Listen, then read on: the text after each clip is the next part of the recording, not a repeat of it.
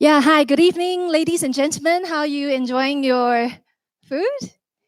Thank you so much for coming down from work. And I know Singaporeans are really busy and all, but I promise you today will be a very fruitful session at Geek Out with Mr. Lau Yin Cheng, brought to you proudly by National Library Board.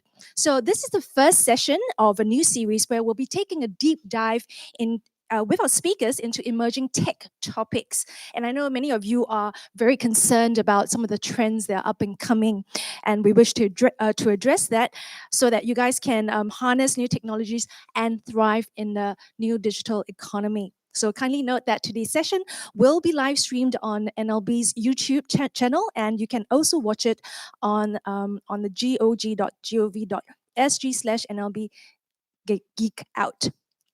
I am your moderator for this evening, Dazzling Chong, Purpose Coach and Chief Talent Officer of Great at You, a talent development company. And it is now my great pleasure to introduce our inaugural speaker, whom we're extremely privileged to have with us, Mr. Lau Yin Cheng, Head of HR Group Digital Life, Singtel, YC. Which is he's also commonly known as by his team members, as well as people who really respect and are big fans of his thought leadership. He is also the member of the Singapore Computer Society, as an active volunteer with the Career Compass Committee, and he mentors fellow professionals in career transition and personal development. Today, YC will be taking us on a journey on how to best approach technology to augment our work rather than be replaced by it. So, YC, thank you so much for joining us here today. And I really look forward to the sharing that you have. So, can you tell us what is one key message you have in your heart that will unfold shortly with your presentation? Getting ready for a digital future of possibilities. Ladies and gentlemen, let's give YC a big round of applause. Thank you, everyone. I'm really very happy to be here to share with you what I know about getting ready for the future. Um, Very briefly about myself, I have worked in all these organizations. Currently, I'm with the organization called Singtel, right? It is one of the largest multimedia solutions group. A lot of people think Singtel is just Singapore, but it is not. It is also have many associate companies all around the world, right? There are three key groups: group consumer, group enterprise, and group digital life, where I'm from. I also spend a lot of time volunteering at Singapore Computer Society, where I help ICT professionals, in their career transitions, and we devise different programs where we encourage the more senior professionals to help one another. So before I start, I thought it's useful, for y'all to be connected to one another. So can y'all turn to your neighbor and just very quickly introduce yourself, right? And then share what would you like to take away from today's session. From those viewers online, if you can grab your family members, do this, just share what is it that you like to take away from this session as well.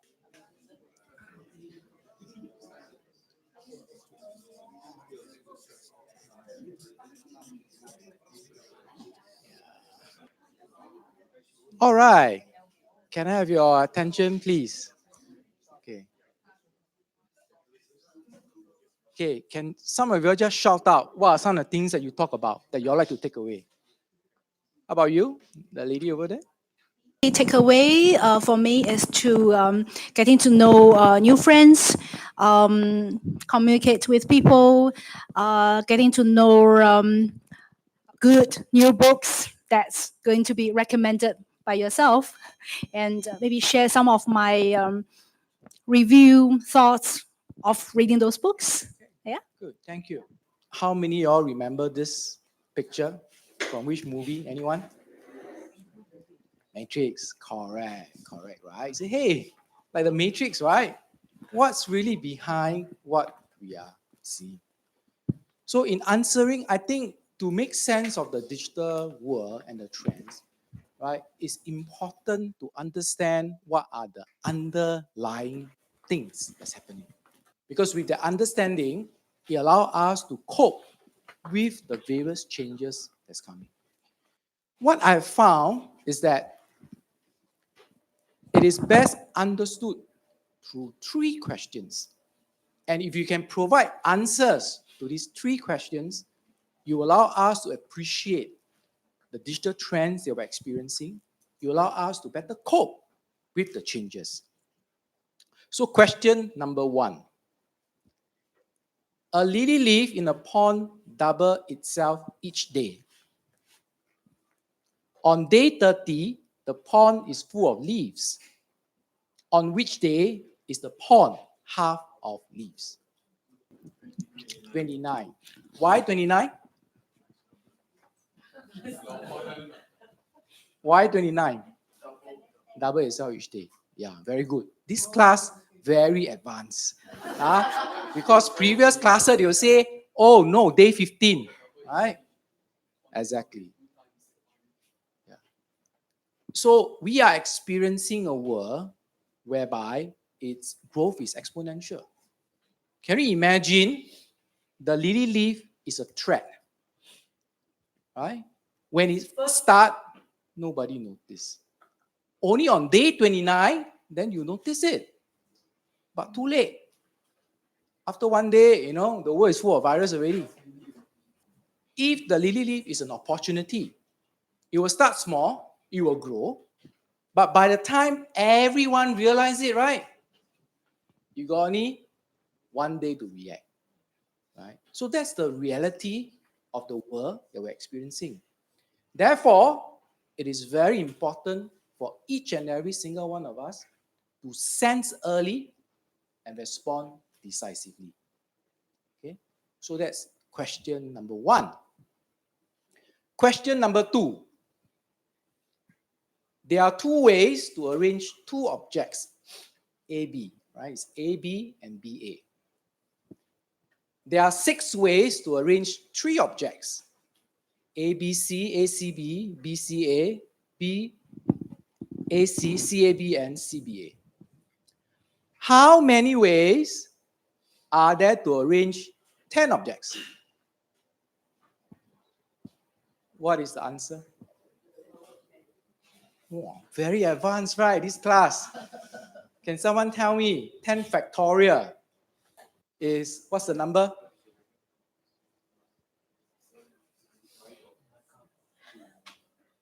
3.6 million. We live in an interconnected world. A world can be connected through people, through technology, different countries, different opportunities. What does this mean? It means infinite possibilities. Anything you want, if you think hard enough, you can achieve. Any problems that you have, if you think hard enough, there will be a solution. So this is also the world that we are living into. An interconnected world with many, many possibilities. So that's question number 2. Question number 3. When was the last time the human mind, the human brain, had a major upgrade? So if you look at history, how the human mind evolved, right? The last time we had a major upgrade was roughly about 100,000 years ago. Right? The structure of the brain that we have now is actually quite similar to 100,000 years ago. And yet, in the past 100,000 years, what has happened? So many changes, right?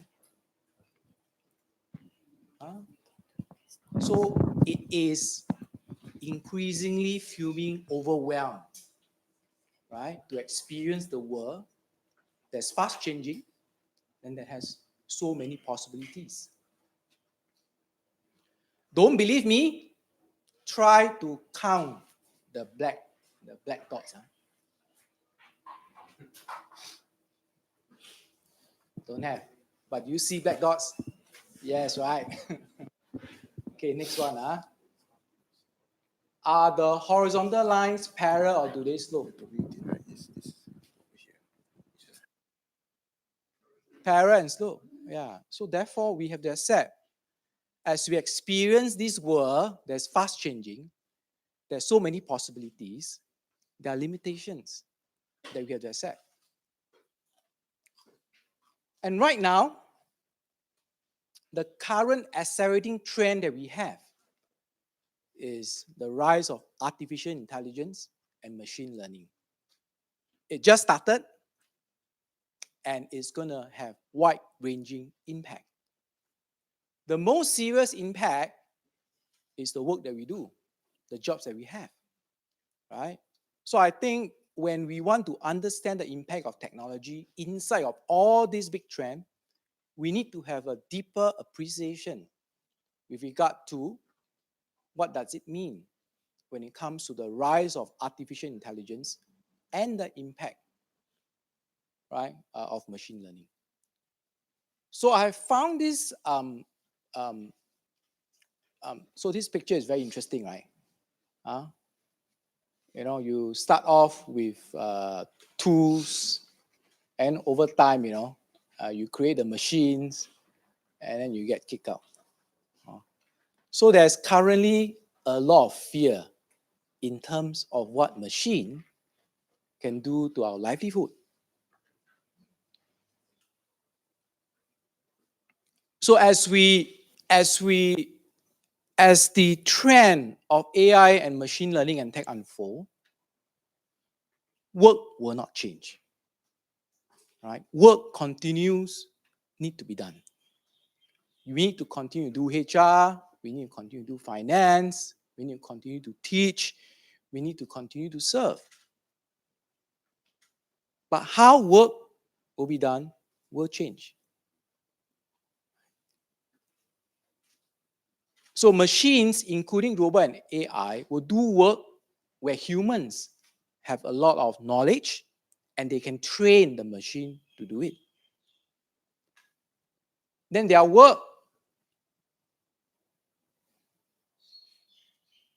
for most of the staff in companies, they'll do work involving innovation or building relationships or work whereby you need a lot of empathy. With the rise of technology, right, there are also people to say, hey, I do not want to work for one company. I want to be part of the gig economy. Right? These are for tasks that can be easily outsourced or highly specialized, where the individual say, hey, I don't want to work for one company, I want to work for multiple companies. So if you are an individual doing a job now, it'd be useful to think through, hey, for the different tasks that I have, which one will go to machine, which one should I be focusing on, and which one I should be outsourcing to the gig economy. Or you may say, hey, I have a skill and I don't want to work in a single company. Maybe I should start the transition. For those of you who own companies, who manage big teams, you have to ask yourself, when it comes to the work that I have in my company, in my organization, how can I reorganize them in these three buckets? Because if you do so, productivity will increase, revenue will go up. Because the task will be done by resources that that's being best used for the task. Right?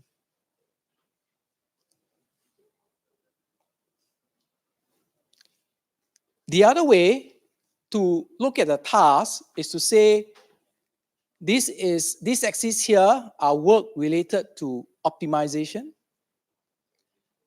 These are work related to creativity or strategy. And over here is where compassion is needed. And down here is compassion is not required. So work which fall under this quadrant can be completely done by AI because they're doing what they are good at. For work down here, it will be a combination between human and AI.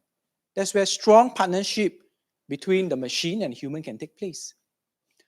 And down here, right, is where we should be focusing our attention on. And this involves emotional skills, social skills. And down here, with regard to optimization, right, and there's compassion needed, then maybe the core is AI, but it needs to be delivered by humans. So this is another way to say, hey, how is the future going to be for my work? And if you're owning a company, right, for the work that I have. Okay, any questions on this or this?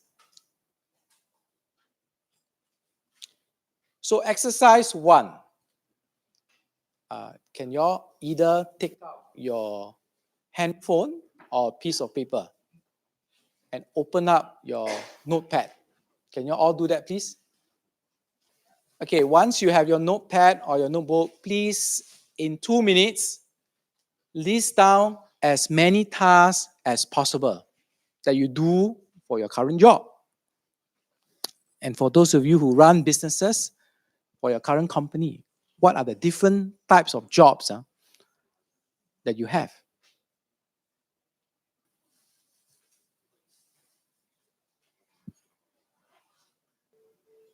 Okay, once you are done, do this next. You put the tasks, either say, hey, that can be done by a machine, that can be done by a human, or it can be done by a geek.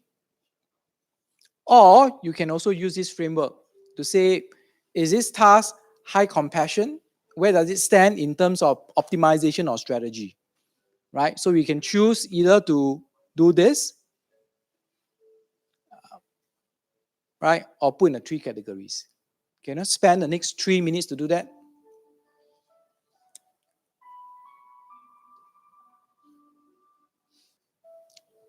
All right. Once you are done, can you all turn to your neighbor and share, what you have written down and why?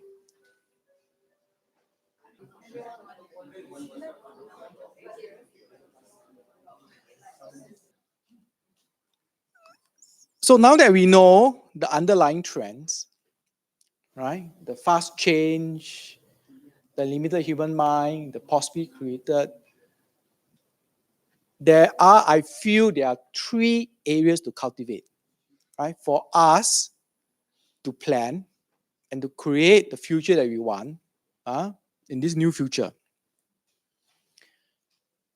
First area to cultivate is to recognize that in an infinite possibilities in a fast-changing world, with a limited human minds means what?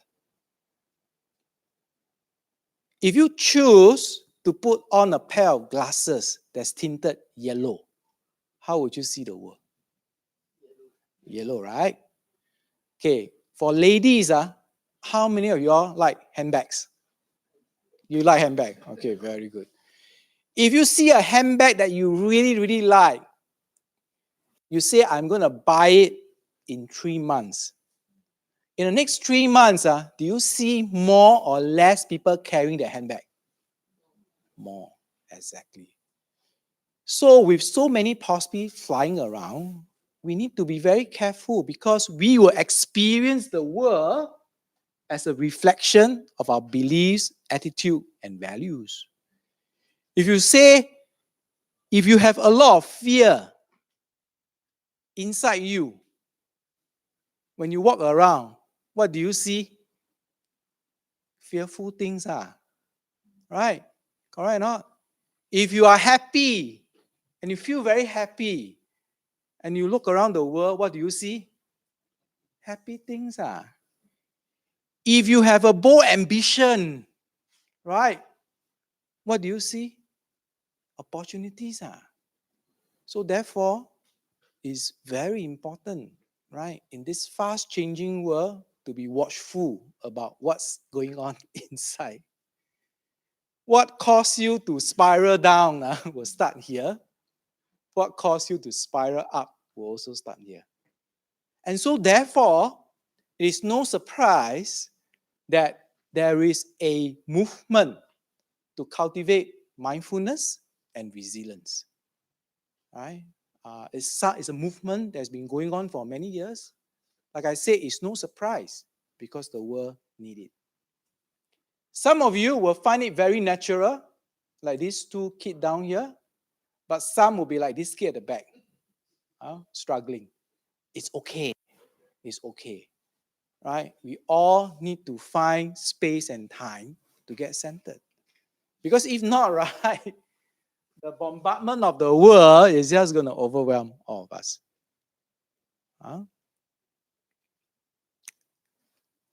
Second area to cultivate. We need to cultivate an edge. Look at the natural world, right? This chameleon. Darwin theory of evolution, right? How many millions of years to develop the ability to change colors and blend? The monkey. How many millions of years to build the ability to be agile? Then for us, as we experience AI, tech, what is it that we want to cultivate that we say is an edge? It is something that I'm good at, right? Teacher relating to children, right? Helping machines to learn, right? And you seem very curious about AI. AI was very new. It only started a few years ago, right? When AI first started, right, everybody say, I'm AI, I got some, but actually they don't have. Right? But by now, what happened? They learn enough, they're an expert. So if you are interested in AI and you start today, maybe 3 years later, you'll be an expert. Right? It's what you want. So develop an edge that you are good at. Customer service, similarly. How do I hone my skills to understand my customer? Such that when I see the eyelid twig, I already know what she wants already. Some people have that, right?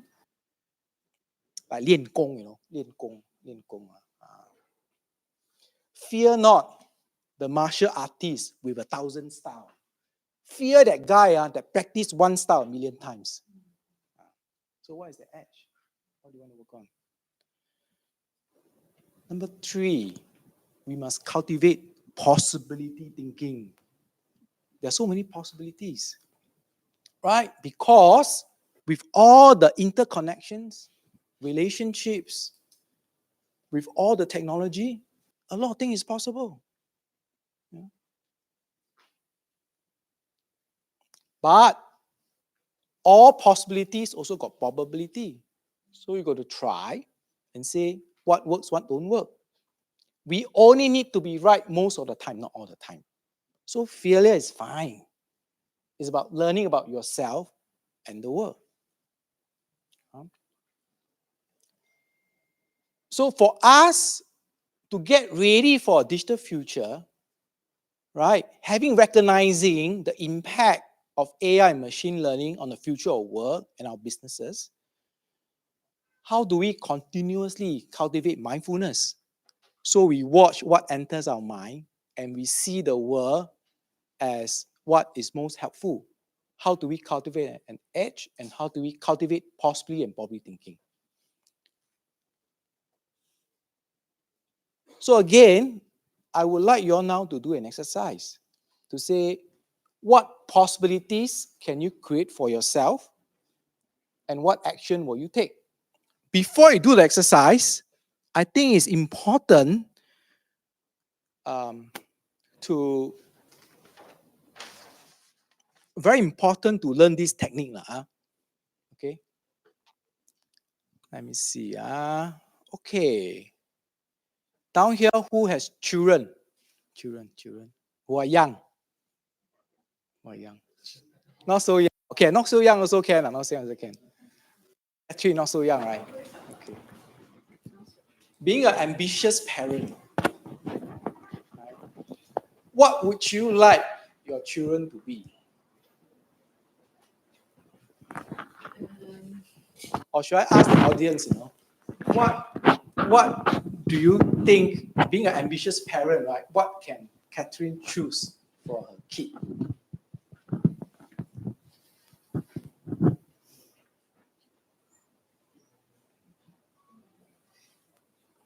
You're smiling. What do you think?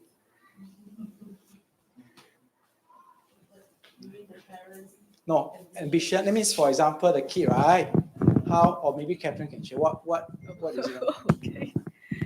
Okay, I have a little story. Okay, my boy is studying psychology. I was sharing with Yin Cheng, and he is into gaming. And like when my husband and I asked him what does he want to do, and he was saying that he would like to go into something in terms of how to apply psychology in business. And of course, as parents, I think we ourselves don't really know that much about psychology nor gaming. And the question is what I want for him. I really want him to be able to carve his own way, to be able to do something that he doesn't see limit in it, and be able to really follow his heart. That's a bit vague, but that's the context of it. Okay. So, based on that, right, maybe a possible end game. CEO of a global company, right, in 3 continents, US, Europe, Asia, that using gaming as a tool, right, to provide assessments, right? How old do you think his kid will be to achieve this? How old is he now? 21, yeah. How long do you think he will take to reach this end goal? 10 years, 10 years, okay. How many others? 10 years? 15 years? Huh? Yeah.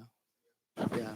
Okay, but global, okay, let's say at age 35, will we be happy? 35 or 40? Choose the age. Okay, 35, right? 35. Such a proud mom, right? Okay. If at 35, he's a CEO of the global company in these 3 continents, what will he be at age 30?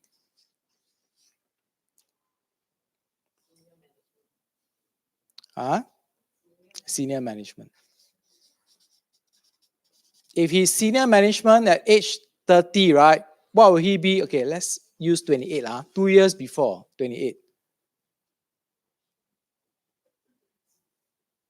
If you work backwards, middle management. Age 25, junior management. Okay. I would think CEO of a global company age 35 in 3 continents. This one, right, should be CEO of 1 continent, Asia, because you need 5 years to expand into 2 other continents. Then this one, right, is a CEO of a single country, right? Maybe Singapore. Then you can expand outwards, right? And then down here, 25 is when he graduate, right? Or younger? A bit younger, Same, okay. So when first job, but he will be starting up his company and so on. Now, what I'm trying to say is that whatever possibility that you create, if you work backwards, you can say, what do I need to do next? And then arrive, say, what do I need to do now? You can do this with different examples. You can put down here, PM of Singapore at age 55. Then you can work backwards. 50, 45, 30, do what? You can put down here for those who are, how old are you? You, yeah. Huh? 26, okay, good. Right, it could be related to the exams that you want to do.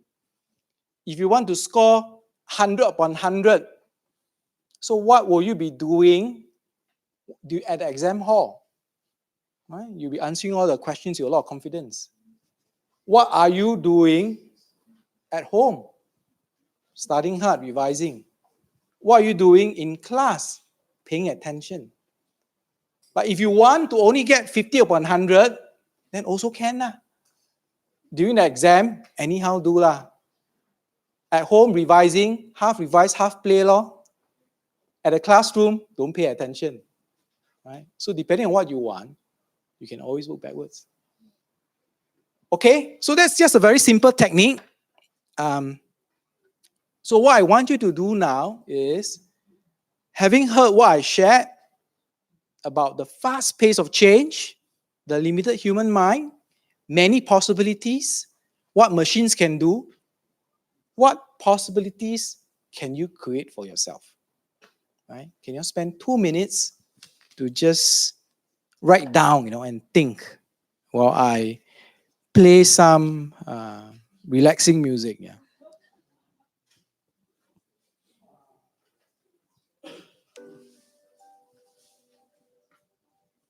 Okay, individual work, no discussion, please. Yeah. All right, with that, thank you very much. So on that note, Elon Musk recently at the AI summit with Jack Ma, I think he reminded us that the best way to predict the future is to create it.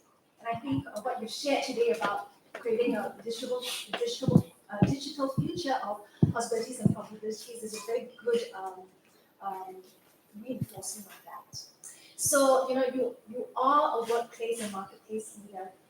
As you lead, your team, and as you lead the marketplace into that transition of embracing AI and finding their, their next chapter in their own journey, what do you foresee to be one of the greatest challenges in terms of helping this future? I think challenge continues to be mindset. How do you create a mindset which is positive? How do you create a mindset where people can work together? How do you create a mindset where we can erase misunderstanding? And how do we work together? Because work gets done through people. Machine can help. And if we can create a culture where people collaborate, where people work together, where people sort out their differences in a very appropriate manner, I think there's a lot of possibilities that we can create.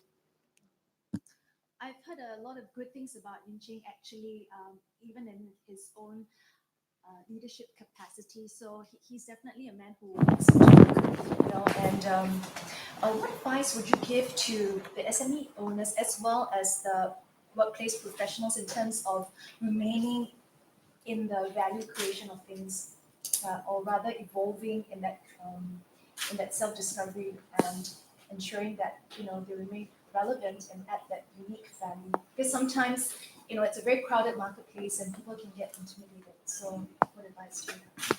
I think first is really to check in on your mindset, right?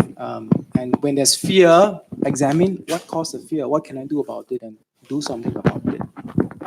The other thing is understand what's going on, because the trends are moving very fast. Go visit China, experience how they've applied AI and machine learning in everything. In China now, you can't use cash. They only accept Alipay and WeChat Pay. So that's a place to go to experience what could the future be, right? And then work on small projects. Stop lamenting or whatever. Just do something. Stay current. And from then on, discover more about yourself, what are your strengths, and how you can value add. I like what you said earlier about, the question you asked parents, particularly about children. And I think there's so much that we can learn from them, So what do you think are some of the things that we can do in order to, not regress, but just draw from that place of childlike discovery and, learning to take risks? Yeah. What are some of the things you've observed, possibly as a parent? I think in children, they have a lot of dreams. Many of them are concerned about climate change, if you notice. And it's not a surprise because the other key accelerating trend that's unstoppable is actually climate change. Right? So that's really something that I think for kids, they are very interested in.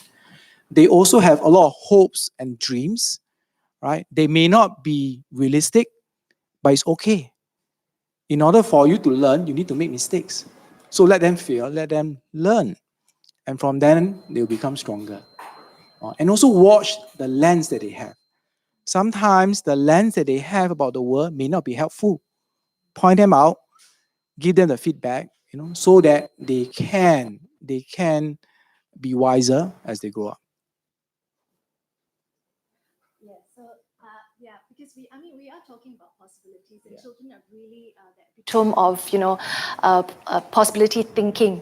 So as a corporate leader, what would you encourage some of the viewers watching in terms of creating a culture of possibility thinking?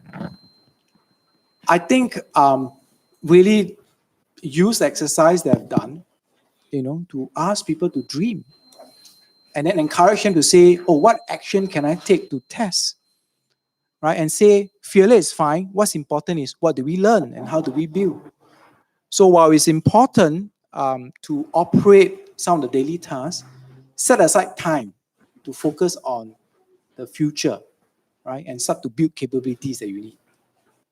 Because things change very fast.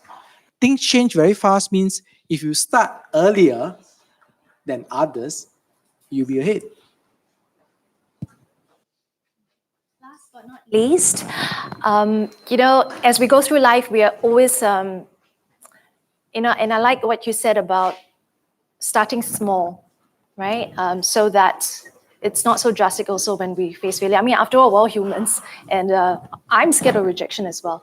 But how do you deal with failure? Because I think there are two groups of people: people who either internalize it as part of their identity, or people like yourselves have a lot of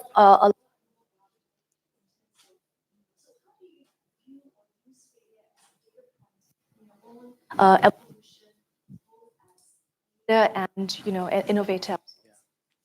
Um, for failures, I think besides failures, we also need to be very mindful about our success. Because when we fear, right, typically what we will do is that we'll avoid things that we fear. Yes. When we are successful, we will also say, "Oh, I'm good at that. I shall continue to do that." So when you do that, right, you are in a way putting a boundary in what you do. You avoid things that you fear. You continue to do things that you're successful. So what I would recommend is that whenever you face a failure, ask this question: what was missing? And you ask it enough times, the answer will come out. Because if you can identify what is missing when you fear, the next time you do it, you make that missing present, you overcome it. For success, you ask the question, what is present? Because if you ask yourself what is present, you can say, "Oh, if I try some other things, I could use that too to be successful." So by continuously asking yourself those questions, you will find the answers that you need to achieve whatever you want. So encouraging a sort of introspection while still charging into the woods, so to speak. Yeah. Because what is failure? Failure is an emotion. Emotion to help you to learn. Once you learn, let it go.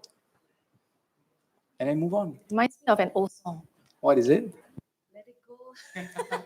You've got a good voice. You sing that. I don't know how to sing that song. It's okay. So yeah, I know. Letting go, right? Letting go. So well, I said prior to that, I said last question, but I think you definitely would have a very good answer to this because we've talked about this before. For companies that are looking at like I had a friend recently was let go in the advertising industry because one of her bosses said that we couldn't find a way to repurpose you. So we've spoken about this, and we both agree that it's a reductionistic approach in terms of saying how you only fit in a certain mold, and therefore, just because we can't find a role for you, we have to let you go. So often we talk about these two terms in tandem, which is repurposing and reskilling. So what is your advice for people who are, say, considering moving towards a gig economy? I mean, there's no complete immunity from that revolution, but what advice would you give to them? I think the trend in terms of what machines can do is very clear, right? Then look at the areas of your work where machines cannot replace and be very good at it. Be so good at it, that you become relevant, not just for your company, but also for other places as well. If you're interested in the gig economy, start something, try something out, and see whether people are willing to pay you or they are willing to engage your services. Because once you start, right, you can only get better. So I think the most important thing is to reflect what you want to do, take action, learn about it, and enjoy the ride. And of course, at the same time, be mindful that there will be a lot of ups and downs. So you need to be responsible with your finances and make sure you're sufficient for those ups and downs. Thank you so much, Yin Cheng, for this wonderful session. And, it's like, it kind of reminds me of Bruce Lee in the sense that, he's got his expertise, but he also goes with the flow, which I guess comes with many years of having been in the marketplace and Many ups and adjusting. downs. Ups and downs. Many painful stories, that. Yeah, because for you to have risen to the stature, of where you are at as the group head of the digital life for Singtel, you must have overcome a lot of challenges personally. So, if for some of us who might have goldfish memory, I mean, the 3 words are very useful, right? Be like water. And yet it encapsulates so much of the wisdom that Yin Cheng has shared with us today. So can we all give him a big round of applause and thank him? Thank you so much, Yin Cheng. Thank you so much.